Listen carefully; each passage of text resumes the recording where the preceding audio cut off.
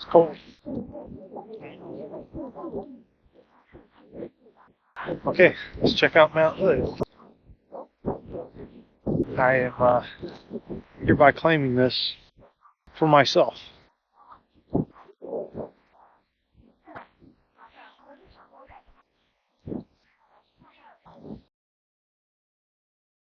Hey everybody, thanks for joining me for another episode of Van Life with Steve. And today we'll be taking a look at Mount Hood in addition to a little bit of Portland, Oregon, and one additional kind of bonus location. Standing at 11,249 feet, Mount Hood is the highest point in the state of Oregon. It features 12 named glaciers. Probably the most famous is going to be the Palmer Glacier, and Mount Hood is what I believe is the only location that offers year-round ski service in the contiguous United States. Like Mount Rainier, Mount Hood is a member of the Cascade Volcanic Arch and is considered a potentially active volcano by the U.S. Geological Survey. Fun bit of trivia, back in the 1850s, Mount Hood was actually considered to be the highest point in what is the United States, and they thought it was over 19,000 feet high. The mountain was named by a member of Captain George Vancouver's exploration expedition, who named the mountain after Samuel Hood, 1st Viscount Hood, a British admiral. Mount Hood is located within the Mount Hood National Forest and is not a national park, and so it's managed as a partnership between the Forest Service and some commercial operators, so it's a little bit more commercialized than a national park would be. The local town is called Government Camp. I thought that might be like some sort of government installation, but nope, that's the actual name. And the boondocking opportunities around here are fairly easy to get to and pretty abundant. However, the rest stop there's no overnight parking at the rest stop, but there's a ton of hiking opportunities around here, and it's a really nice area.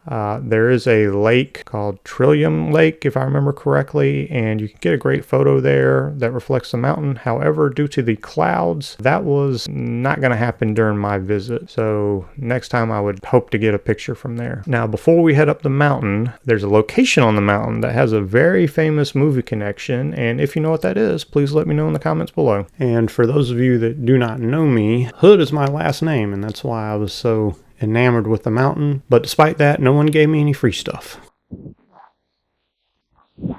Honestly, let me see if I can see here.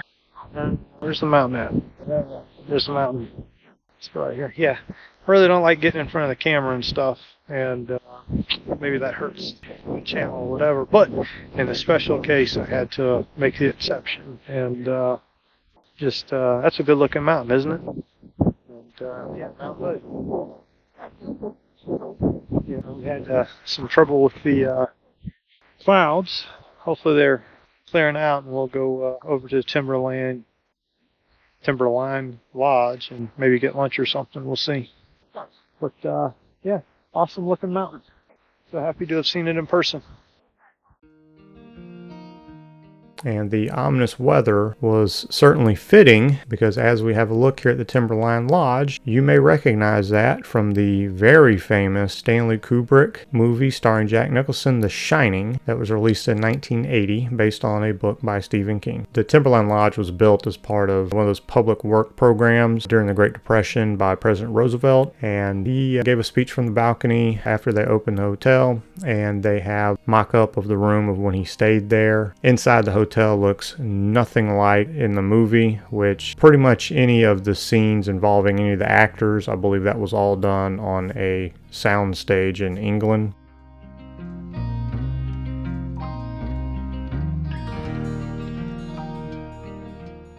Room is limited in the van, so didn't buy any of the apparel there at the lodge, but I did get the brunch. A little expensive, but it was pretty good. And I, of course, was the only person there at the hotel that brought up the movie The Shining with the forest ranger. I really appreciate the ranger being kind enough to take a picture of me there with that axe. Now we'll head around to the back of the hotel, and again, because of the clouds and the weather, there really wasn't much you could do there because just visibility was so poor. So I decided to head back down the mountain. And video's not over just quite yet. We're gonna turn things back and take a look at Portland. If you're enjoying the video, I would appreciate it so much if you please give me a like and please subscribe. So heading into Portland, it definitely lived up to its reputation. They had RVs tucked in pretty much every nook and cranny all around that city. I stopped by a local park to get a few shots of the St. John's Bridge, and it's a pretty good looking bridge. And for some reason, there was this odd piano just sitting around.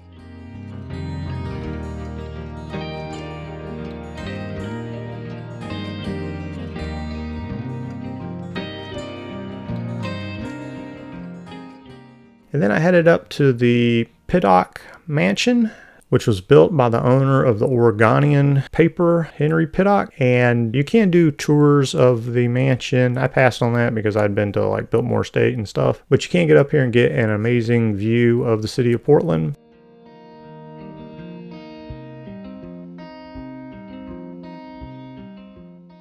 And also in that area is the world famous Rose Garden, and it was pretty neat. I'm sure you can get some amazing engagement photos here, but to be honest, this kind of wasn't my thing. But you can see a lot of really neat looking roses here, that is for sure.